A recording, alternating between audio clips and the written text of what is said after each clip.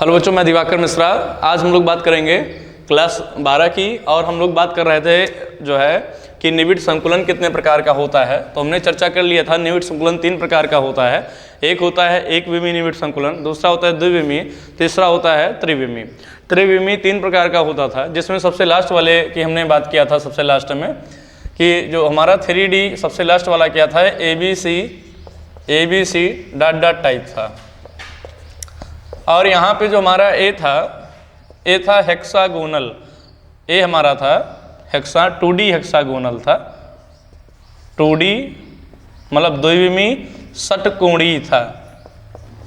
और उसके ऊपर जब हमने परत बी रखा था, जो हमने ए हमारी परत 2D मतलब द्विविमीय षटकोणीय थी, जब इसके ऊपर हमने परत बी रखा था तो ये बना रही थी चतुष्फलकीय रिक्ति का निर्माण कर रही थी। चतुष्फलकीय रिक्ति का निर्माण कर रही थी। चतुष्फलकीय रिक्ति का निर्माण कर रही थी, मतलब टेट्राहेड्रल वाइड्स का निर्माण कर रही थी, टीवी का निर्माण कर रही थी। जब उसके ऊपर मैंने परत सी रखा था तो वो ऑक्टाहेड्रल वाइड का निर्माण कर रही थी। मतलब इसका मतलब है ऑक्टाहेड्रल वाइड का मतलब चतुष्फलकीय रिक्ति का निर्माण कर रही थी। तो बात आई, आज हम लोग चर्चा करेंगे कि ये जो हमारा चतुष्फलकीय रिक्ति है और जो हमारा अष्टफलकीय रिक्ति है, ये जो है एकक कोष्ठिका, जो घनी एकक कोष्ठिका है, वहाँ पे बनती कहाँ पे है। आज हम लोगों की चर्चा ये है कि position of octahedral and tetrahedral void, ये जो अष्टफलकीय रिक्ति है और चतुष्फलकीय रिक्ति है, ये बनती कहाँ पर है, एकक कोष्ठिका में। तो सबसे पहले हम लोग एकक कोष्ठिका ही बना लेते हैं। जैसा आप लोग जानते हैं कि एकक कोष्ठिका घनी होती है। एकक कोष्ठिका क्या होती है? घनी होती है। तो हमने भी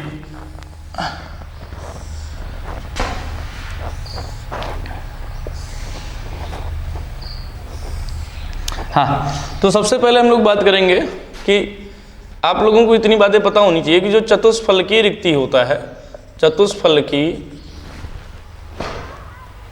बात करेंगे कि चतुष्फलकीय रिक्ति एकक कोष्ठिका में कहाँ पे बनती है। हाँ भाई, टेट्राहेड्रल वाइड जो है हमारा कहाँ पे बनता है। तो सबसे पहले आपको इतना पता होना चाहिए कि अगर आपसे कोई पूछे कि चतुष्फलकीय रिक्ति कहाँ पे बनती है, तो आप बताएंगे एकक कोष्ठिका के विकर्ण पर। कहाँ पे? जो हमारा यूनिट सेल है उसके विकर्ण पे कौन सी रिक्ति बनती है? चतुष्फलकीय रिक्ति। और दूसरी बात, विकर्ण पर तो बनती है, विकर्ण पर 2 चतुष्फलकीय रिक्ति बनती है। विकर्ण पे कितनी चतुष्फलकीय रिक्ति बनती है? 2 चतुष्फलकीय रिक्ति बनती है।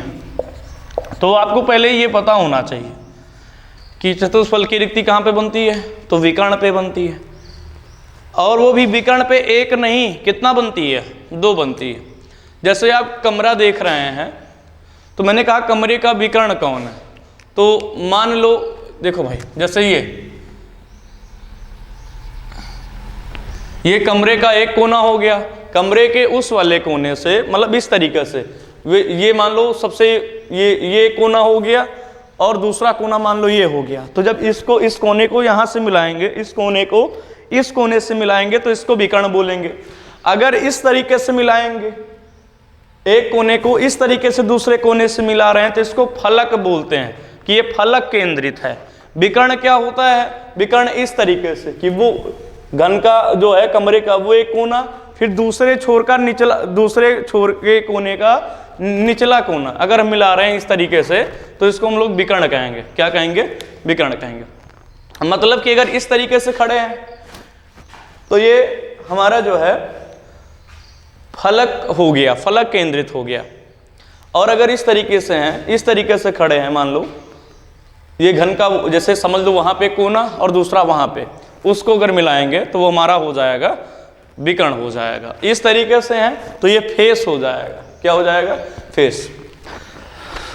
तो बात आई कि अगर आप लोग कमरे का कोना देख रहे हो, जहाँ पे आप वीडियो देख रहे हैं वहाँ पे कमरे का कोना देख रहे हैं, तो कोने से 3 लाइन ऐसे गुजरी है, 1 2 2 1 3। तो एक हमारा गोला यहाँ पे हो गया, दूसरा गोला यहाँ पे हो गया, तीसरा गोला यहाँ पे हो गया और चौथा गोला ये खुद हो गया। तो आप जानते हैं कि जब 3 गोले के ऊपर एक गोला और रखा जाए, चौथा गोला रखा जाए, तो उस समय जो रिक्ति बनती है उसको क्या बोलते हैं? चतुष्फलकीय रिक्ति। अगर आप थोड़ा भी बहुत पढ़े हैं, जैसे एक गोला है, ये दूसरा गोला है और ये जो है तीसरा गोला है। अगर इस तीसरे गोले के ऊपर हम लोग चौथा गोला रखेंगे, ये जो वाइड्स बनेगा हमारा, इसी को क्या बोलेंगे, टीवी, टेट्राहेड्रल वाइड कहेंगे। तो अगर मैंने मान लिया कि एक पॉइंट तो ये हो गया हमारा, दूसरा पॉइंट कहीं यहाँ पे होगा, दूसरा पॉइंट कहीं यहाँ पे होगा, एक पॉइंट कहीं यहाँ पे होगा, चौथा वाला कहीं यहाँ पे होगा, तो ये जो हमारा वाइड्स बनेगा चार गोलों से, इसी को हम लोग कौन सा वाइड्स बोलेंगे, टेट्राहेड्रल वाइड्स बोलेंगे। कि चार गोलों से जो रिक्ति बनेगी, जब तीन गोला हो उसके ऊपर हम लोग एक गोला और रखें, उस समय जो रिक्ति बनती है उसे क्या बोलते हैं, चतुष्फलकीय रिक्ति। जैसे यहाँ पे अगर देखना चाहें तो एक कितना, दो एक कितना, तीन, और एक ये खुद, तो चार गोलों से जो रिक्ति बनेगी उसी को हम लोग क्या बोलेंगे, टेट्राहेड्रल वाइड्स। विकर्ण की बात हुई है, इसके फेज को, इस वाले के फेज को उससे मिला दो। चलो भाई, अब ये बिल्कुल सीधा मेरा तो नहीं मिला है, हाँ, तो ये एक दूसरे का क्या हो गया, विकर्ण हो गया, एक दूसरे का क्या हो गया, विकर्ण हो गया। तो विकर्ण पे अगर इसको मैं यहाँ पे दिखाऊं आपको, तो एक पॉइंट ये हो गया, एक पॉइंट ये हो गया। हाँ, इस लाइन को चार पार्ट में डिवाइड कर लो, तो एक दो कितना, तीन, चार पार्ट में हो गया, एक पार्ट, दो पार्ट, तीन पार्ट, कितना हो गया, चार पार्ट। तो ये टेट्राहेड्रल वाइड है हमारा और ये टेट्राहेड्रल वाइड, ये बीच वाला पॉइंट है। ये कौन सा पॉइंट है, बीच वाला, मान लो ये पॉइंट है बीच वाला, या सेंटर समझ लो, सेंटर है हमारा। तो दो प्रकार के टेट्राहेड्रल्स वाइड बनते हैं। हम लोग अगर एक विकर्ण लें, कितने विकर्ण लें, एक विकर्ण की लंबाई कितना होती है, √3 है। सब जानते हैं कि विकर्ण जो होता है, जैसे इसके लिए ये विकर्ण है, आप लोगों ने पढ़ा था। चलो अब इसके लिए मैं बताता हूं, जैसे इस पॉइंट के लिए, हाँ, जैसे यहां पे अगर कोई पूछे कि, हाँ भाई, जैसे मैं पूछूं कि इसका विकर्ण कौन होगा, तो इसका विकर्ण ये है। तो आपने देखा था कि एक गोला यहाँ पे था, एक गोला कहीं यहाँ पे था जब हम लोग निकाले थे जो है, और एक गोला कहीं यहाँ पे था। तो जब इस पूरे की लंबाई कितना आ रही थी, 4r आ रही थी। 4r किसके बराबर आया था, √3 है। तो मतलब विकर्ण की लंबाई कितना होती है, सबको पता होना चाहिए कि विकर्ण की लंबाई होती है लंबाई होती है √3 है। कितना होती है, 3 है। हाँ, तो टेट्राहेड्रल वाइड अगर मैं पूछूं ये इतनी दूरी कितना हो गई, अगर तो ये √3a/4, ये हमारा सेंटर है। सेंटर से अगर क्वेश्चन आ जाए कि सेंटर से टेट्राहेड्रल वाइड कितनी दूरी पे बनता है, तो √3a/4 दूरी पे। यहाँ भी सेंटर से टेट्राहेड्रल वाइड कितनी दूरी पे बनता है, √3a/4 से। तो ये दूरी भी कितना हो जाएगी, √3a/4। तो आपको इतनी बातें पता होनी चाहिए कि चतुष्फलकीय रिक्ति पे जो है, चतुष्फलकीय रिक्ति मतलब टेट्राहेड्रल वाइड कहाँ पे बनता है, तो विकर्ण पे बनता है। और विकर्ण पर कितना बनता है, एक नहीं दो बनता है। सेंटर से कितनी दूरी, अगर ये आपका सेंटर पॉइंट है तो सेंटर पॉइंट से कितनी दूरी पे बनता है, √3a/4 दूरी पे बनता है। और बात आई एक विकर्ण पर यदि जो है टेट्राहेड्रल वाइड्स 2 बन रहा है, तो घन में विकर्ण कितना होगा, 4 होगा। जैसे इसका इस कोने के, जैसे घन का एक कोना ये हो गया, इसका एक कोना उस वाले कोने के निचले कोने से मिला दो इस तरीके से, तो एक विकर्ण ये हो गया। दूसरा उसके निचले से इसका, उसके जो है उस कोने के, उस कोने जो वो वाला कोना है उससे इसका निचला कोना मिला दो, तो 2 विकर्ण हो गया। वहां पे एक कोना है, वहां से उसके ऊपर वाले से इसके नीचे वाले को मिला दो, 3, इसके ऊपर वाले से उस कोने के निचला वाला मिला दो, तो 4 विकर्ण हो गया कि नहीं।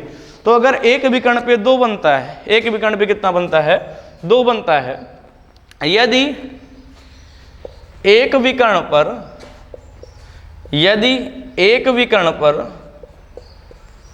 2 टेट्राहेड्रल वाइड बनते हैं, 2 टीवी का मतलब टेट्राहेड्रल वाइड्स, 2 टेट्राहेड्रल वाइड बनते हैं,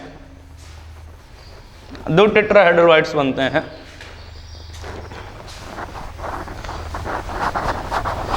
यदि एक विकर्ण पर 2 टेट्राहेड्रल वाइड बनते हैं तो घन में विकर्ण कितना होता है भाई, एकक कोष्ठक में विकर्ण होगा 4, तो 4 विकर्ण पर 8 टेट्राहेड्रल वाइड बनेंगे या बनते हैं।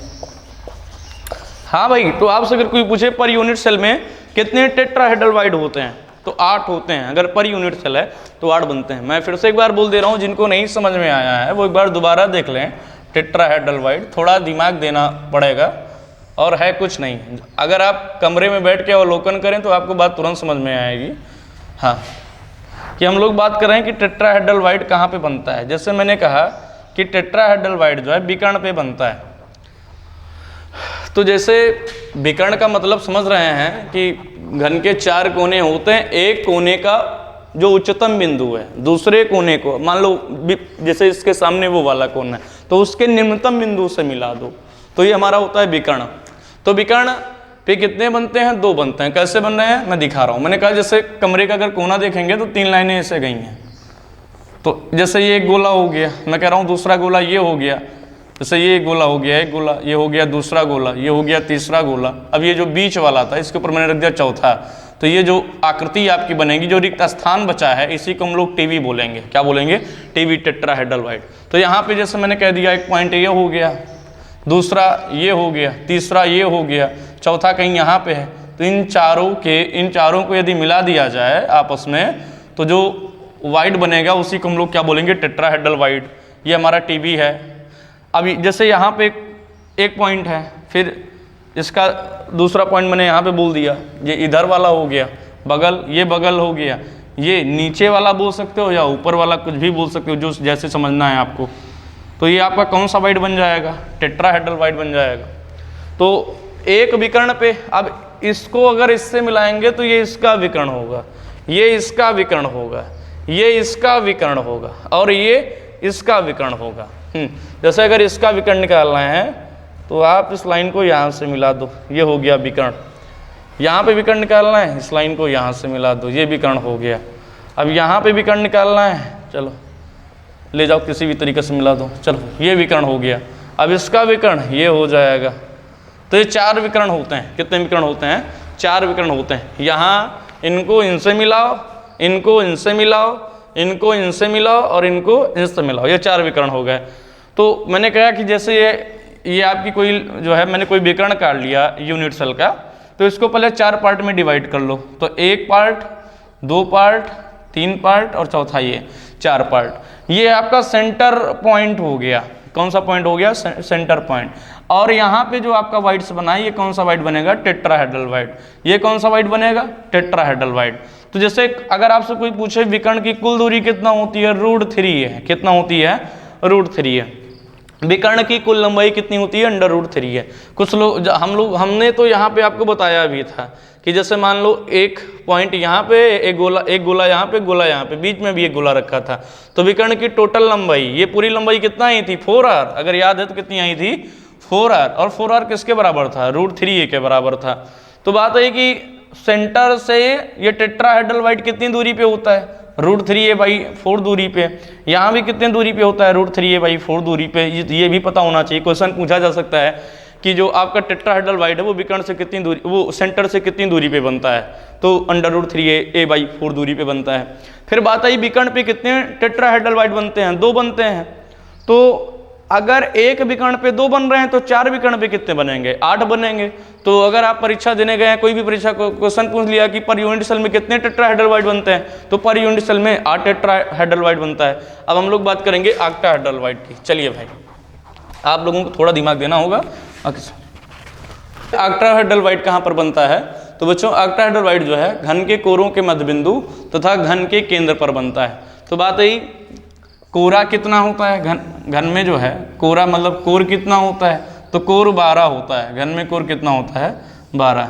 जैसे कि आप समझ रहे हैं कि ये एक कोर हो गया, ये दूसरा हो गया, ये तीसरा हो गया, ये चौथा हो गया, ये 5वां हो गया, ये 6ठा हो गया, ये 7वां हो गया, ये 8वां हो गया, 8वां हो गया, ये 9वां कोर हो गया, ये 10वां हो गया, ये जो है पहला हो गया, दूसरा हो गया, तीसरा हो गया, चौथा हो गया, 5वां हो गया।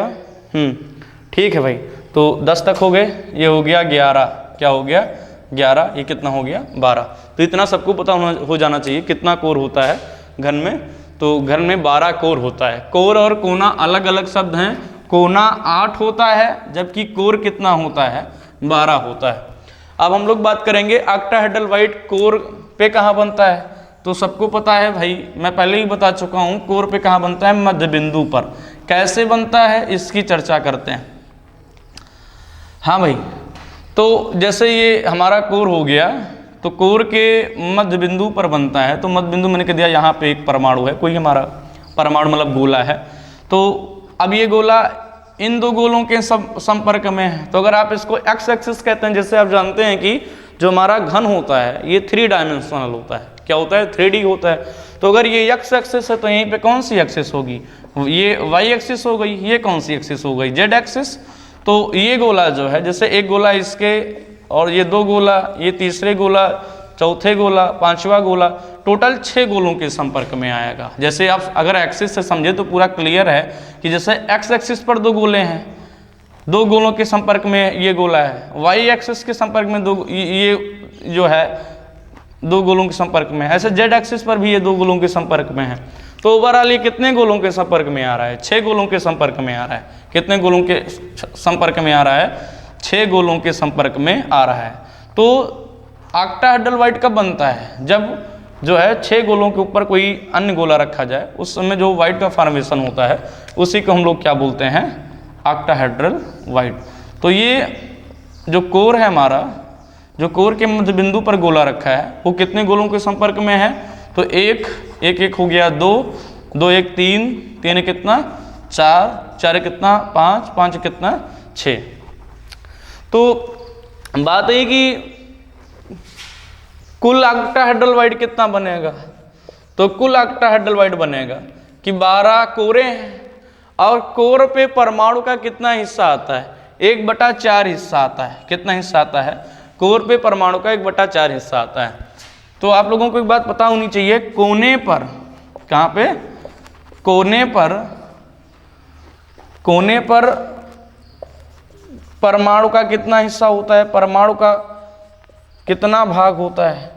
तो आपको पता है कि कोने पर परमाणु का 1/8 भाग होता है। कितना भाग होता है, 1/8। जबकि अगर मैं कहूँ कोर पर परमाणु का हिस्सा, तो कोर पे परमाणु का हिस्सा होता है या भाग होता है 1/4 भाग। तो ये बात याद रखना भाई। हाँ, तो ऑक्टाहेड्रल हो गया 12 × 1/4 प्लस एक केंद्र होता है, तो केंद्र पे पूरा का पूरा हिस्सा आएगा। तो केंद्र पर पूरा का पूरा ऑक्टाहेड्रल का हिस्सा आएगा। देखो भाई, जैसे यहाँ पे यदि बोलूँ तो ये हमारा केंद्र पे एक परमाणु हो गया। तो ये अगर इस तरीके से दिखाऊं तो ये कितने गोलों के संपर्क में आएगा, यहाँ पे 6 गोलों के संपर्क में, 2 3 3 1 4 4 1 5, इसी में 5 ऐसे 6 गोलों के संपर्क में आएगा।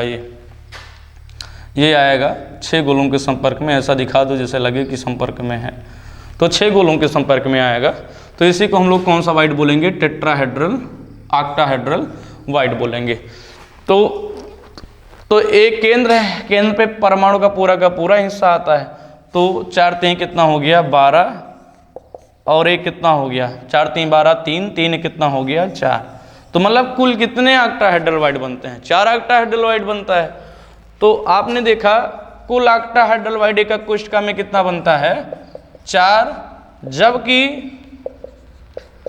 टेट्राहेड्रल कितना बनता है, 8 बनता है। कितना बनता है, 8। मतलब कि टेट्राहेड्रल जो है वो 2 गुणे किसके होता है, ऑक्टाहेड्रल के। मैंने इसको आपको ABC टाइप में भी दिखाया था कि उस समय 4 जो मैंने स्ट्रक्चर बनाया था उसमें 4 टेट्राहेड्रल बन रहे थे, 4 ऑक्टाहेड्रल बन रहा था, जबकि टेट्राहेड्रल कितना बन रहा था, 8 बन रहा था। तो यदि आपसे कोई कहे कि मान लो किसी एकक कोष्ठिका में, इतनी बात छाप लो, पहले नोट कर लो भाई, तो मैं आगे की बात बोलूं। हाँ बच्चों, तो यदि हम लोगों से कोई कहे कि प्रति एकक कोष्ठिका में, यदि कोई कहे कि प्रति एकक कोष्ठिका में, ये बात नोट कर लेना भाई, आपसे यदि कोई कहे कि प्रति एकक कोष्ठिका में परमाणु की संख्या n है, परमाणु की संख्या कितनी है, इस पे सवाल काफ़ी लगेंगे। प्रति एकक कोष्ठिका में परमाणु की संख्या कितनी है, n है। तो अष्टफल की रिक्ति, अष्टफल की रिक्ति, हाँ ऐसा भी कह सकते हो कि यदि एकक कोष्ठिका हमारी FCC है तो प्रति एकक कोष्ठिका हमारी कैसी है, FCC। जैसे कि आप जानते हैं कि FCC में प्रति एकक कोष्ठिका में कितने परमाणु होते हैं, 4 परमाणु होते हैं। FCC का ही दूसरा नाम CCP के नाम से भी जाना जाता है। तो अगर आपसे कोई कहे तो आपने देखा था कि FCC में प्रति एकक कोष्ठिका में कितना परमाणु होता है, 4। तो भी मैंने निकाला कि टेट्राहेड्रल प्रति एकक कोशिका में कितना आ रहा था, टेट्राहेड्रल नहीं बच्चा, ये ऑक्टाहेड्रल है। कितना आ रहा था ऑक्टाहेड्रल, 4 आ रहा था। जबकि अगर आपसे कोई पूछे, आपने देखा था कि टेट्राहेड्रल कितना आ रहा था, 8 आ रहा था। मतलब परमाणुओं की संख्या प्रति एकक कोशिका में, परमाणुओं की संख्या आ रही थी 4 प्रति एकक कोशिका में, प्रति एकक कोष्ठिका में परमाणुओं की संख्या कितनी आ रही थी, 4। मैं किसकी बात कर रहा हूं, FCC या CCP की चर्चा कर रहा हूं। तो बात यही प्रति एकक कोष्ठिका में परमाणु की संख्या 4 आ रही थी। आपने देखा था 8 गुणे 1/8, 8 गुणे 1/8 प्लस 6 गुणे 1/2। तो 8 से 8 कटा, 2 तिहाई कितना कटा, 2 तिहाई 6। तो 1 + 3 कितना आ गया, 4 आ गया। तो FCC में परमाणुओं की संख्या होती है 4। आपने ऑक्टाहेड्रल देखा, अष्टफल की रिक्ति देखा, कितनी आई, 4। टेट्राहेड्रल भी कितना आया, 8। तो यदि हम लोग कहें कि यदि प्रति एकक कोष्ठिका में परमाणुओं की संख्या n है, किसकी बात कर रहे हैं, ये भी याद रखना कि ये एकक कोष्ठिका हमारी कैसी है, फलक केंद्रित घन है। तो अष्टफल की रिक्ति उस समय कितना बनेगी, जब ये 4 था, ये भी कितना था, 4। तो अगर ये n है तो कितना बनेगा, n ही बनेगा ना। तो चलिए भाई, तो इस बात को हम लोग नोट कर लेते हैं कहीं, ये तो ऐसे समझाने के लिए था। रिक्ति की संख्या कितनी बनेगी, अष्टफल की रिक्ति की संख्या ऑक्टाहेड्रल की संख्या कितनी आएगी, तो ऑक्टाहेड्रल की संख्या भी आएगी n। क्योंकि जब 4 हमारे FCC में परमाणुओं की संख्या होती है और एकक कोशिका में कितने ऑक्टाहेड्रल बनते हैं, 4 ही बनते हैं। तो प्रति एकक कोशिका में परमाणु की संख्या अगर n है तो आपसे कोई पूछे ऑक्टाहेड्रल की संख्या कितनी होगी, क्लियर सी बात है भाई, ये भी n होगी। अतः अगर हमसे कोई कहे TB टेट्राहेड्रल मतलब चतुष्फल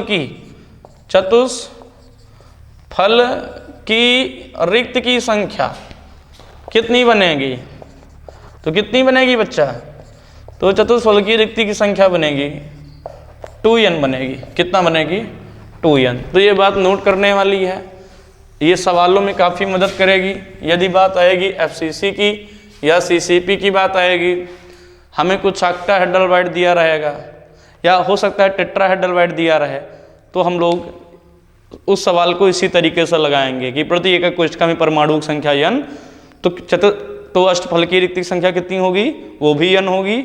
और TB मतलब टेट्राहेड्रल की संख्या कितनी होगी, 2n होगी। क्योंकि प्रति एकक कोशिका में, दोबारा बोल देता हूं, अगर FCC या CCP है तो प्रति एकक कोशिका में परमाणु की संख्या कितनी आती है, 4। आप जानते हैं कि प्रति एकक कोशिका में जो है ऑक्टाहेड्रल कितना बनता है, 4, और ये कितना बनता है, टेट्राहेड्रल 8। तो उसी आधार पे ये कहा गया। चलिए भाई इतना नोट कर लीजिए, फिर हम लोग नेक्स्ट बात करें। हाँ बच्चों, अब हम बात करेंगे एकक कोशिका के लिए घनत्व ज्ञात करना। कैसे ज्ञात करेंगे घनत्व, एकक कोशिका के लिए घनत्व ज्ञात करना कैसे ज्ञात करेंगे भाई। सबसे पहली बात, और वो भी हम लोग किस एकक कोशिका की बात कर रहे हैं, घनी एकक कोशिका की बात कर रहे हैं। मतलब एकक कोशिका हमारी कैसी है, घनी है। घनी एकक कोशिका के लिए घनत्व ज्ञात करना। चलिए भाई, तो आप लोग जानते हैं घनी एकक कोशिका की पहचान क्या है भाई,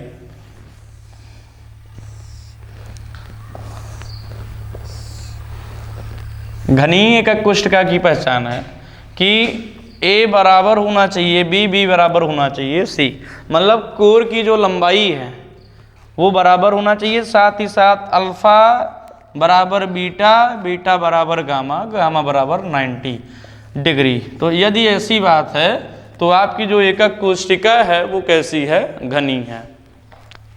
हाँ, वो कैसी है, घनी है। तो जैसे मैंने इसको बोल दिया, अगर हमें बोलना ही है तो हमने इसको बोल दिया एक्स एक्सिस, इसको कौन सी एक्सिस बोल दिया, चलो भाई वाई एक्सिस बोल दिया, इसको कौन सी एक्सिस बोल दिया, जेड एक्सिस। हाँ, तो ये भुजा जैसे मैंने कह दिया, मान लो ए है यहाँ से यहाँ तक, तो इस कोण को मैंने क्या बोल दिया, अल्फ़ा।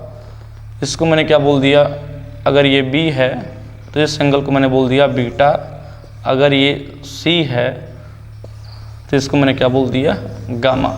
हाँ, तो अल्फ़ा बीटा गामा एक दूसरे के बराबर हैं, जो कि कितने डिग्री के हैं, 90 डिग्री के। साथ ही साथ ये हमारी जो भुजा ए है, बी है, सी है, ये भी कैसी है, बराबर है। ये एकक कोष्ठिका के घनी होने का सत्यापन है कि अगर भुजा और एंगल बराबर हैं और एंगल कितने डिग्री का होना चाहिए, 90 डिग्री का, तो घनी एकक कोष्ठिका कही जाएगी। चलिए भाई, तो घनत्व निकालना है तो हम लोग जानते हैं घनत्व बराबर होता है द्रव्यमान बटा आयतन। तो घनत्व बराबर होता है, किसका घनत्व निकाल रहे हो, घनी एकक कोष्ठिका का। ये बात भी पता होनी चाहिए कि किसका घनत्व है, घनी एकक कोष्ठिका का। तो घनी एकक कोष्ठिका घनत्व बराबर हो गया घनी एकक कोष्ठिका का द्रव्यमान। ये किसका द्रव्यमान माना जाएगा, घनी एकक कोष्ठिका का द्रव्यमान बटा वी। वी क्या है, घन का या घनी एकक कोष्ठिका का आयतन। हम लोग यदि बात करें द्रव्यमान की तो वास्तव में घनी एकक कोष्ठिका का द्रव्यमान नहीं है। वास्तव में घनी एकक कोष्ठिका जो जिन अवयवी कण अर्थात जिन परमाणुओं से मिलकर बनी, जैसे अगर हम बात करें कमरे की तो कमरे का वास्तव में क्या द्रव्यमान है, कमरे का द्रव्यमान है नहीं, कमरा जो ईटा मोरंग बालू वगैरह वगैरह जिससे मिलकर बना है उसका द्रव्यमान है। तो ये जो घनी एकक कोष्ठिका है, मैंने लिखा घनी एकक कोष्ठिका का द्रव्यमान, तो वास्तव में ये घनी एकक कोष्ठिका का द्रव्यमान तो है नहीं। ये द्रव्यमान किसका है, अवयवी कणों का द्रव्यमान है। तो हमें सबसे पहले इसमें अवयवी कण का द्रव्यमान निकालना है। तो अवयवी कण का द्रव्यमान कैसे निकालेंगे, हम लोग लिखेंगे पहले तो D बराबर लिखेंगे यहाँ पे जेड। जेड क्यों लिख रहे हैं, क्योंकि हम लोग जानते हैं घन 3 प्रकार की एकक कोष्ठिका बनाता है। अगर आपने मेरा वीडियो देखा है कि टोटल 14 प्रकार की ब्रेविक कोष्ठिका बनती है, तो उसमें मैंने बताया है कि घन कितने प्रकार की एकक कोष्ठिका बनाता है, 3 प्रकार का है। एक बनाता है सिंपल क्यूबिक, दूसरा बनाता है BCC और तीसरा बनाता है FCC। आपको ये भी पता है सिंपल क्यूबिक में प्रति एकक कोष्ठिका में 1 परमाणु होते हैं, जबकि BCC में प्रति एकक कोष्ठिका में कितना परमाणु होता है, 2 परमाणु होता है। जबकि हम लोग यदि FCC की चर्चा करें तो FCC में प्रति एकक कोष्ठिका में कितना परमाणु होता है, 4। तो Z है, D बराबर क्या है, Z है प्रति एकक कोष्ठिका में उपस्थित, प्रति एकक कोष्ठिका में उपस्थित परमाणुओं की संख्या, प्रति एकक कोष्ठिका में उपस्थित परमाणुओं की संख्या, ये हमारा क्या है, Z है।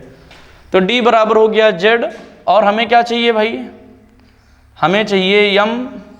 यम क्या, यम है एकक कोष्ठिका में उपस्थित, एकक कोष्ठिका में उपस्थित परमाणु का द्रव्यमान, परमाणु का द्रव्यमान बटे क्या, अब बटे यहाँ पे लगा देता हूँ, थोड़ा मेरा भाव समझ जाना। बटे है V, बटे क्या है V। तो Z तो वो अगर हमसे कहेगा सिंपल क्यूबिक है तो Z का मान 1 हो जाएगा। अगर वो कहेगा BCC है तो Z का मान 2 हो जाएगा। अगर वो कहेगा FCC है तो Z का मान 3 हो जाएगा। तो बात है हमें क्या निकालना है, हमें ये निकालना है यम। यम क्या है, एकक कोशिका में उपस्थित परमाणु का परमाणु द्रव्यमान। तो बात है ये कैसे निकालेंगे, तो चलिए भाई इतनी बात नोट करिए तो हम आगे की बात करते हैं। हाँ भैया, तो हम लोग कैसे निकालेंगे एकक कोशिका में उपस्थित परमाणु का परमाणु द्रव्यमान कैसे निकालेंगे, परमाणु का द्रव्यमान कैसे निकालेंगे। तो आप जानते हैं परमाणु का वास्तव में द्रव्यमान नहीं होता, परमाणु का क्या होता है, परमाणु भार। परमाणु का क्या होता है, परमाणु भार।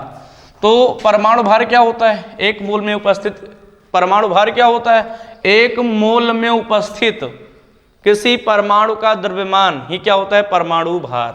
तो हम लोग अगर बोलना चाहें तो यम मैंने बोल दिया ये परमाणु भार है, कि अगर परमाणु की चर्चा कर रहे हैं तो हमारा क्या परमाणु भार। परमाणु भार क्या होता है, एक मोल में उपस्थित, एक मोल में उपस्थित किसी परमाणु का द्रव्यमान, किसी परमाणु का द्रव्यमान क्या कहलाएगा, परमाणु भार कहलाएगा। वास्तव में किसी परमाणु का क्या नहीं होता, द्रव्यमान नहीं होता। परमाणु का क्या होता है, परमाणु द्रव्यमान। परमाणु द्रव्यमान मतलब परमाणु भार, चाहे परमाणु भार कहो चाहे परमाणु द्रव्यमान कहो। हाँ भाई, तो परमाणु भार या परमाणु द्रव्यमान क्या होता है, एक मोल में उपस्थित किसी परमाणु का द्रव्यमान। तो अगर हम कहना चाहें यम परमाणु भार, तो मैं परमाणु भार ही लिख रहा हूं, आप समझ जाना कि परमाणु भार परमाणु द्रव्यमान एक ही चीजें हैं, बराबर एक मोल। एक मोल कितने के बराबर होता है, 6.023 गुणे 10 की घात 23, हाँ, गुणे परमाणु का द्रव्यमान, गुणे परमाणु का द्रव्यमान। यहाँ पे हमने किससे दिखाया है, यम से। चलो भाई यम लिख दो, यम। हाँ, इस यम का मतलब परमाणु भार से है, इस वाले यम का मतलब परमाणु का द्रव्यमान। दोनों बातें लिख देता हूँ, ये वैसे मैंने इंडिकेशन यहाँ पे यम ही से किया, आप समझ जाना कि इस वाले यम का क्या मतलब है, परमाणु का द्रव्यमान, और यहाँ पे तो स्पष्ट लिखा है परमाणु भार या परमाणु द्रव्यमान। हाँ भाई, और 6.023 ये एक मोल के बराबर होता है। इसका मतलब क्या होता है, यन्ने, ये किसके बराबर होता है, यन्ने के। 6.023 गुणे 10 की घात 23 को यन्ने बोलते हैं। यन्ने का मतलब क्या होता है, आवागाद्रो संख्या या अवगाद्रो संख्या, जिस किताब में जैसा लिखा हो। हाँ, तो चलिए भाई, तो इतने के स्थान पे हम यन्ने भी लिख सकते हैं।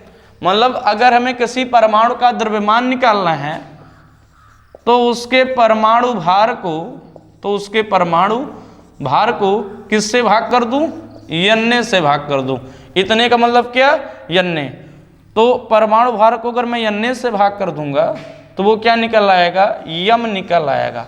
यम का मतलब यहाँ पे क्या है, परमाणु का द्रव्यमान निकल आएगा। तो एकक कोशिका में उपस्थित हमें क्या निकालना था, परमाणु का द्रव्यमान, पता चल गया भाई। हाँ, तो क्या आ गया, D बराबर हो गया Z इंटू यम क्या था, परमाणु का द्रव्यमान कितना निकल आया, यम परमाणु भार, यम कौन सा भार, परमाणु भार, बटे कितना आया था, यन्ने। और आप देख रहे हैं भाई बटे में V भी है, तो यन्ने बटा V, यन्ने बटा V, D equal to Z into आया, ये वैल्यू कितना आई, परमाणु का द्रव्यमान कितना आया, यम बटा यन्ने, और बटा क्या है, एकक कोशिका का आयतन। आयतन तो एकक कोशिका ही का ही है। तो आयतन कैसे निकालते हैं भाई, आप जानते हैं कि लंबाई गुणे चौड़ाई गुणे क्या होती है, ऊंचाई होती है। इधर वाला पार्ट मैं मिटा दे रहा हूँ तब तक के, हाँ आप लोग उधर नोट करिए। हाँ, तो इधर का थोड़ा पार्ट मैं मिटा देता हूँ जितने लिखने की जरूरत है। हाँ हाँ, तो हम लोग बात करेंगे यहाँ पे V का मान कितना आएगा, तो V है एकक कोशिका का आयतन, एकक V है एकक कोशिका का आयतन, तो एकक कोशिका का आयतन कितना आएगा, तो एकक कोशिका हमारी घनी है, घन का आयतन होता है भुजा क्यूब, घन का आयतन क्या होता है, भुजा क्यूब। और मैंने कहा कि एकक कोशिका की कंडीशन है A बराबर होना चाहिए B के, B बराबर किसके होना चाहिए, एकक कोशिका का आयतन के लिए एकक कोशिका अगर घनी एकक कोशिका है, कौन सी एकक कोशिका है, घनी एकक कोशिका है, तो उसके लिए कंडीशन है कि A बराबर B, B बराबर किसके होना चाहिए, C के। तो चाहे B को A मान लो, C को भी क्या मान लो, A ही मान लो। तो आयतन क्या आ गया, A क्यूब, आयतन कितना आ गया, ए क्यूब आ गया, तो एकक कोष्ठका का आयतन भी पता चल गया ए क्यूब। तो बस अब आयतन की वैल्यू भी उठा के रख दें, फिर जो आएगा वही हमारा क्या हो जाएगा, फार्मूला हो जाएगा। क्या निकालने के लिए, घनत्व निकालने के लिए। तो D बराबर हो गया Z इंटू यम परमाणु भार या परमाणु द्रव्यमान, परमाणु भार या परमाणु द्रव्यमान, सारी बातें एक ही हैं, परमाणु द्रव्यमान बटे क्या हो गया D equal to Z into M बटा यन ने V के पास चलाएगा, और आप जानते हैं V किसके बराबर है, ए क्यूब के बराबर है। ये जो फार्मूला है, इस फार्मूले से आप क्या निकालोगे, एकक कोष्ठका का घनत्व निकालोगे। फिर से एक बार बोल देता हूँ, D क्या है, एकक कोष्ठका का घनत्व है। एकक कोष्ठका का क्या है, एकक कोष्ठका का घनत्व है, एकक कोष्ठका का घनत्व है। Z क्या है, ये तो लिखा ही था, एकक कोष्ठका में उपस्थित जो है परमाणुओं की संख्या।